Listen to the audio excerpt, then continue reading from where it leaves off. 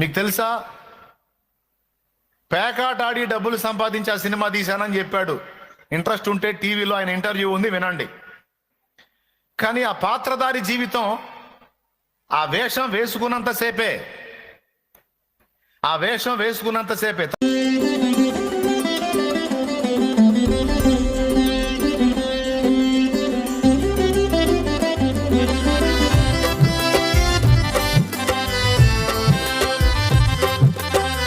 వేషధారణ అంటే ఏమన్నా నిర్వచించాలా? దాదాపు తెలుసా? కరుణామయుడు మూవీ ఎంతమంది చూశారు? కరుణామయుడు సినిమా, అందులో యేసు ప్రభు పాత్రధారి పేరేంటో? విజయ్ చందర్. పేకాట పాపమా కాదా? జోదం వ్యసనమా కాదా? దాన్ని దేవుడు ఇష్టపడతాడా? మీకు తెలుసా, పేకాట ఆడి డబ్బులు సంపాదించి ఆ సినిమా తీశానని చెప్పాడు. ఇంట్రెస్ట్ ఉంటే టీవీలో ఆయన ఇంటర్వ్యూ ఉంది, వినండి. కానీ ఆ పాత్రధారి జీవితం ఆ వేషం వేసుకున్నంతసేపే. తర్వాత ఆయన వెళ్ళి చేసిన పనులేంటి? ఆయన యేసు ప్రభు పాత్ర వేసినప్పుడు నిజంగా ఆయన క్రియలలో కూడా యేసు ప్రభు లాగున్నాడా? లేడు. పూర్తిగా ఆయన భయంకరమైన లోకస్తుడు. కానీ గెటప్ వేసుకున్నప్పుడు మాత్రం ఆయన యేసు ప్రభు లాగా నటించాడు. నటన జీవితం. వాస్తవంగా శాస్త్రులు పరిసయ్యుల విషయంలో ప్రభువుకి అదే కనపడింది. పై వాటినన్నిటినీ చాలా తీవ్రంగా చూపించి అసలైన దాన్ని నిర్లక్ష్యం చేసేటట్లు వాళ్ళు చేశారు. ఎలానో తెలుసా? యేసు ప్రభువే చెప్పాడు సూపర్ ఎగ్జాంపుల్లో, మీరు పల్లెమును గిన్నెయు వెలపట కడుగుదురు గాని లోపల సమస్త అపవిత్రతతో నిండి ఉంటది, మీరు లోపట కడగరు. మీరు లోపట దోపుతోనూ అజితేంద్రియత్వంతోనూ నిండి ఉన్నారు. మీ హృదయం లోపల భయంకరమైన క్రౌర్యం, అసూయ, దుర్మార్గం, హేయమైనవి, నేను అసహించుకునేవి ఎన్నో ఉన్నాయి మీకు లోపట. కానీ మీరు వెలపట మాత్రం భక్తి పరుల్లా కనబడగోరి దీర్ఘ ప్రార్థనలు చేస్తూ, మీ రక్షరేకులు వెడల్పు చేస్తూ, సంత వీధులలో అందరికీ కనబడవలనని ప్రార్థనలు చేస్తూ, మిమ్మల్ని మీరు ఒక ప్రత్యేకమైన వ్యక్తులుగా చూపించుకుంటూ ప్రజలను మోసం చేస్తూ ఉన్నారు, ప్రజలను మోసగిస్తూ ఉన్నారు. ఇది వేషధారణ. ఒకవేళ నువ్వు బయటికి భక్తిపరుడుగా ఉండగోరితేవా, అంతరంగంలో కూడా భక్తిపరుడుగానే ఉండు. ప్రజల ముందు దేవునికి భయపడ్డదానిగా ఉండగోరితేవా, అంతరంగంలో కూడా దేవునికి భయపడే వ్యక్తిగా, భయపడేదానిగా ఉండు. కానీ ప్రజల ముందు ఏదో భక్తి నటిస్తూ పర్సనల్ లైఫ్లో హేయమైన కృత్యాలకు అడుగులు వేయటం, మళ్ళీ ఆ విషయంలో ఇంత కూడా ఫీలింగ్ లేకుండా, అదే నేను ఇలాంటి వ్యక్తిని ఇలా చేయకూడదు, నేను ఇలా ఉన్నాను, ఇది కరెక్ట్ కాదు అనే వీసుమంత పశ్చాత్తాపం కూడా లేకుండా, నిర్భీతిగా, నిర్భయముగా, నిర్లజ్జగా పాపాన్ని హృదయం నిండా కలిగుండి పైకి భక్తి నటించటం దేవునికి ఇష్టం లేదు. కొంతమంది ఉంటారు, కనీసం ఫీల్ అవుతుంటారు, అయ్యో నేను దేవుని ఎదుట యుక్తమైన రీతిలో లేను, నేను దేవుని ఎదుట క్రమమైన రీతిలో లేను అని తమ పర్సనల్ లైఫ్లో జరిగిన తొట్టుబాట్లను బట్టి బాహాటంగా కూడా కొంతమంది ఎక్స్పోజ్ అవడానికి ఇష్టపడరు, తమను తాము మరుగు చేసుకోవడానికి ఇష్టపడతారు.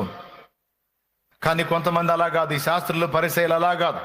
దేవునికి నచ్చని హృదయాంతరంగ స్వభావాన్ని కలిగి ఉండి దేవ భక్తులమని తమను తాము ఎక్స్పోజ్ చేసుకునే పరిస్థితుల్లో వీళ్ళున్నారు. దీన్ని వేషధారణగా దేవుడు గుర్తించాడు. మీరు సున్నము కొట్టిన సమాధులు వెలపట అవి చాలా అందంగా శృంగారించబడి ఉంటాయి, కానీ లోపల సమస్త కల్మషంతోనూ దుర్గంధంతోనూ నిండి ఉంటాయి. సమాధుల లోపల ఏముంటాయి నీకు తెలుసు, కానీ బయట ఎంత అద్భుతంగా ఉంటుంది అది. సమాధిని ఎంత అద్భుతంగా డెకరేట్ చేస్తారు, వాళ్ళ ప్రేమను బట్టి ఎంత అందంగా అలంకరిస్తారు, వాళ్ళ ప్రేమను బట్టి. కానీ దాని లోపల ఉంది మాంసము, కుళ్ళిపోయిన మాంసం, ఎముకలు, దుర్గంధం,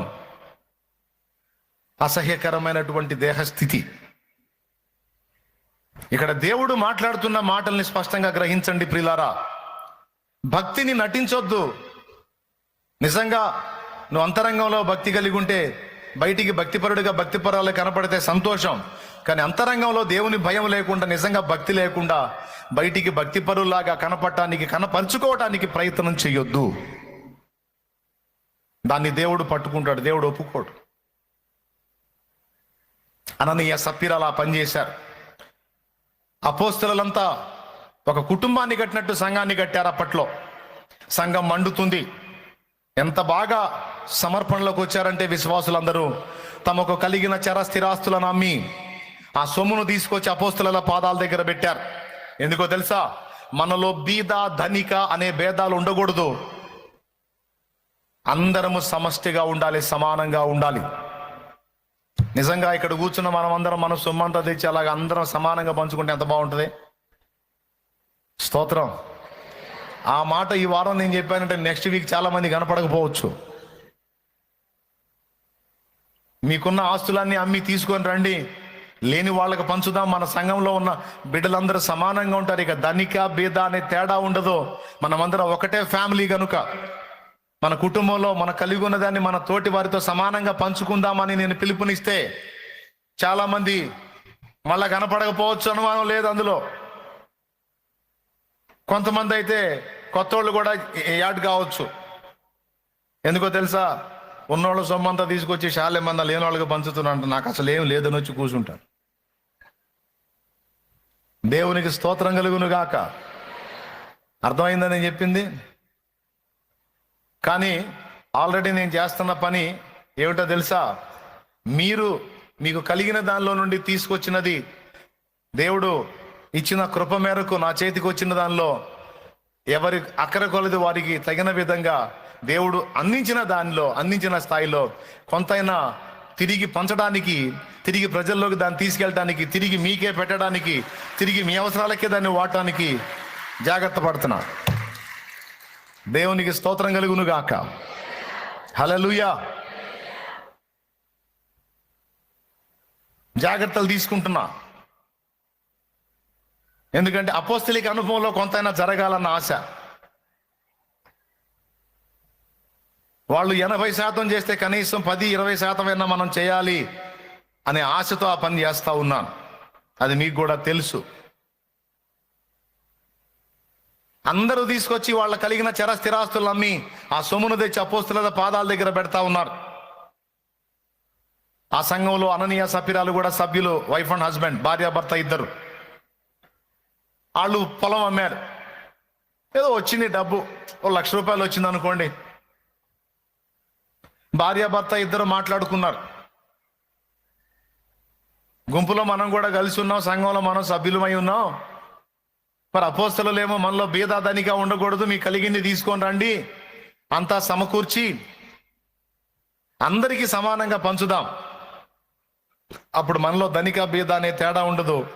ధనవంతులు తమ సొమ్ములో బీదలకు భాగం ఇచ్చినందున దేవుని ప్రేమను నెరవేర్చిన వారవుతారు బిడ్డలారా అని పిలుపునిచ్చారు. ఆ పిలుపును ఆలకించి అందరూ తీసుకొచ్చి వాళ్ళ పాదాల దగ్గర పెట్టారు. ఈ భార్యాభర్త మీటింగ్ వేసుకున్నారు. మన సొమ్ము కూడా తీసుకెళ్ళి ఆడ పెట్టామనుకో, ఇది మన తాత ముత్తాతల ఆస్తి, మన కష్టార్జితం. దీన్ని తీసుకెళ్ళి పరుల పాలు చేయటం ఏంటి? వెరితనం. అసలు ఇట్లా పిలవటం ఏంటి? అసలు ఆయన అపోస్తలులు ఇలాంటి ఉపదేశాలు చేయటం ఏంటి? ఎవరు సొమ్ము ఎవరిస్తారు? ఏదో కొద్ది గొప్ప సాయం చేయమంటే చేస్తారు, కానీ ఆ మొత్తం అంతా తీసుకెళ్ళి అక్కడ పెడితే ఇప్పుడు ₹1,00,000 ఇచ్చాం, ఇదంతా ఇంకా ఎవరెవరు తెచ్చిందంతా కొప్పేసి అందరికి తలా ఒక 20,000 పంచితే 20,000 ఏ మూలకు వస్తాయి? 80,000 పోతాయిగా. ఏడిసినట్టుంది వీళ్ళ ఆలోచన. మరి సప్పీరా చెప్పిందో లేకపోతే అననీయనే ఆలోచన చెప్పాడో తెలియదు. ఇద్దరైతే ఒక మాట మాట్లాడుకున్నారు. మనం పొలం అమ్మిన రేటు అపోస్తలులకి ఎటు తెలియదు, మనం పర్సనల్గా రహస్యంగా అమ్మేశాం. కాబట్టి ఇప్పుడు 1,00,000 వచ్చింది కదా, 1,00,000లో ఒక 50 దాచుకుందాం, ఒక 50 దాచుకుందాం, ఒక 50 తీసుకెళ్ళి ఇద్దాం. అందులో ఎటుకుటి మనకు 20, 30, 40, 50 లేకపోతే అందరికి తీసుకొచ్చి కుప్పేస్తారు కనుక 1,00,000 వచ్చినా రావచ్చు. ఏ పని చేసినా ఏదన్నా లాభం ఉండేటట్టు చేయాలి కానీ ఇదేంది ఇది ఉన్నాయని పోగొట్టుకునే పని. మనం ఏది చేసినా ఏముండాలి? లాభం ఉండాలి. భక్తి చేసినా కూడా లాభం ఉండాలి. అనవసరంగా ఏది చేయకూడదు. ఇప్పుడు ఒక 50, 40, 20 ఇచ్చామనుకో, అందరికి ఒప్పేసినప్పుడు వస్తే మనకి 20 రావచ్చు, లేదా 40 రావచ్చు, 60 రావచ్చు, 80 రావచ్చు, 1,00,000 రావచ్చు, పైన రావచ్చు. అయితే మనం ఇయ్యలేదన్నట్టు కాకుండా మనం కూడా ఇచ్చామన్నట్టు చూపిద్దాం అని సూపర్ స్కెచ్ తీసుకున్నారు. ఇది ఎవరికి తెలియదు అనుకున్నారు. కానీ సంఘము నేలుతున్నవాడు పరిశుద్ధాత్మ, అపోస్తలుల మీద పని చేస్తున్నవాడు పరిశుద్ధాత్మ. ఆయనకు తెలీదు దేవుని కంటిని మరుగు చేయగలమా? దేవుని మోసగించగలమా? అగ్ని వంటి నేత్రములు గలవాడు, అగాధంలో కూడా చూడగలవాడు ఆయన. దేవా, నీ కనుల నుండి నేను ఎక్కడ తప్పించుకుంటాను? ఆకాశానికి ఎగిపోతే ఎక్కడున్నావు, పాతాళానికి దిగిపోతే ఎక్కడున్నావు నాయన, ఎక్కడ తప్పించుకోలేనని భక్తుడు అన్నట్టు ఆయన అగ్ని వంటి నేత్రాలను ఎక్కడ తప్పించుకుంటాం?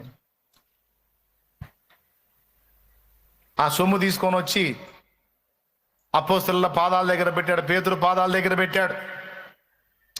అందరూ తమ సొమ్ము తీసుకొచ్చి పెడతా ఉన్నారు. ఎవరిని గదిలించలా, ఎవరిని బలకరించలా. పేతురు, అననీయ సొమ్ము తీసుకొచ్చి క్యూలో అలా పెట్టెళ్ళాడు. 2 అడుగులు వేశాడు, పిలిచాడు, అననీయ, నీ భూమి వెల ఇంతేనా? నీవు ఇంతకే అమ్మితివా? కొంత సొమ్ము దాచుకోలేదా?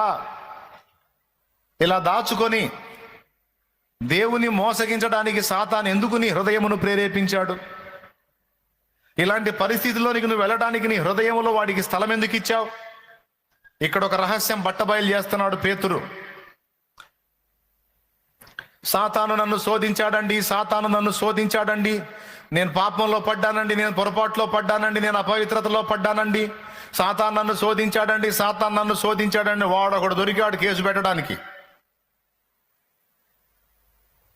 కొంతమంది చేసేయన్ని చేసేదని సైతాన్ ఎంత తెగ శోధిస్తున్నాడు అంట. సైతానుగాడి మేకులు మన ఇంట్లో ఎక్కడో చోట దిగ్గొట్టుకొని ఉంటాడు. అననీయ, వాడు అసలు నీ ఇంట్లోకి రావడానికి వాడికి ఎందుకు అవకాశం ఇచ్చావా అని అర్థం. అంటే దీన్ని బట్టి ఏమర్థం అవుతుందంటే, మనం తలుపు తీయకపోతే వాడు మన దగ్గరికి రావటం కుదరదు. వాడు మన జీవితంలోనికి, మన బ్రతుకుల్లోనికి, మన దేహంలోనికి, మన హృదయాల్లోనికి రావాలంటే తలుపు మనమే తీయాలి. అన్నిటికీ మూస్తాం, ఎక్కడో ఒక చోట ఒక మేకు లాంటిది ఏదో ఉంటది. ఆ ఒక్క మేకు చాలు నిన్ను నాశనం చేయటానికి. ఈ అననీయ సప్పీరాల్లో ఉన్న మేకేంటంటే ధనాపేక్ష. స్తోత్రం.